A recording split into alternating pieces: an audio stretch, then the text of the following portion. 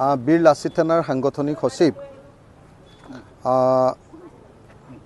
শৃংখল চলিহাক অসম পুলিচে যি ধৰণে আটক কৰিছে তাক মই নিন্দা কৰিছোঁ আৰু অসম পুলিচ আৰু অসমৰ গৃহমন্ত্ৰী তথা অসমৰ মুখ্যমন্ত্ৰীৰ ওচৰত দাবী উত্থাপন কৰিছোঁ যে শৃংখল চলিহাক অনতিবিলম্বে মুক্ত কৰি দিব লাগে। আমাৰ দুলীয়াজনত যিটো ঘটনা ঘটিছে এই ঘটনাটো দুৰ্ভাগ্যজনক। আমি দেখিছোঁ যে বিজেপি চৰকাৰৰ দিনত অসমৰ খিলঞ্জীয়া মানুহবিলাকৰ ওপৰত সদায় অত্যাচাৰ হৈছে। বিজেপি চৰকাৰৰ দিনত অসমৰ খিলঞ্জীয়া মানুহবিলাকে মাৰ খাবলগীয়া হৈছে আৰু বহিৰাগত মানুহবিলাকে বনিয়াবিলাকে যিবিলাকে বেপাৰ কৰিবলৈ ইয়ালৈ আহিছে তেওঁলোকে আমাৰ অসমীয়া মানুহৰ ওপৰত হাত তুলিবলৈ সাহস কৰিছে। আমাৰ খিলঞ্জীয়া থলুৱা মানুহৰ ওপৰত হাত তুলিবলৈ সাহস কৰিছে। গতিকে দুলীয়াজানৰ এই ঘটনা সেইকাৰণে নিন্দনীয়।